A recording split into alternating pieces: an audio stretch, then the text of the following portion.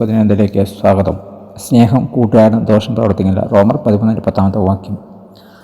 സ്നേഹം നിർവാജ്യമായിരിക്കട്ടെ എന്ന് അപ്പോസ്തലനായ പൗലോസ് റോമർ 12:9 പറയുന്നു. സ്നേഹത്തിന് വേണ്ടി സ്വീകരിക്കുന്നതെല്ലാം ശുദ്ധമായിരിക്കുക ഇല്ല എന്ന് ഓർമ്മപ്പെടുത്തുന്നു. എങ്കിലും നമ്മുടെ ഹൃദയത്തിൻ്റെ ആഴത്തിലുള്ള ആഗ്രഹം സ്വയം സേവിക്കുന്നതിനും കൗശലം നൽകുന്നതുമല്ല, കാരണമുള്ളതും സ്വയം നൽകുന്നതുമായ യഥാർത്ഥ സ്നേഹം അറിയുക എന്നാണ്.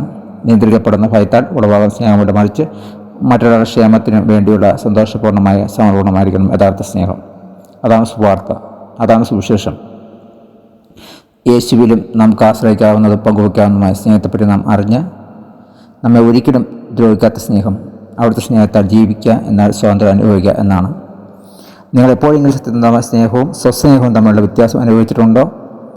മറ്റുള്ളവരെ പൂർണ്ണഹൃദയത്തോടെ സ്നേഹിപ്പാൻ പഠിപ്പാൻ ഒരു വിശ്വാസം നമ്മെ എങ്ങനെ സഹായിക്കാനാവും? പ്രാർത്ഥിക്കാം. സ്നേഹവാനായ ദൈവമേ, എല്ലാ ദിവസവും യഥാർത്ഥ സ്നേഹവും വ്യാജസ്നേഹവും തമ്മിലുള്ള വ്യത്യാസം പഠിപ്പാൻ എന്നെ സഹായിക്കണമേ. ക്രിസ്തു സ്നേഹത്തെ പഠിക്കുവാനും ചുറ്റുള്ളവരുമായി പങ്കുവയ്ക്കാനും എന്നെ പഠിപ്പിക്കണമേ. Thank God. God bless you. പുതിയ ദിവസം പുതിയ അനുഭവങ്ങൾ ദൈവം നിറക്കട്ടെ. God bless you in Jesus name. Amen.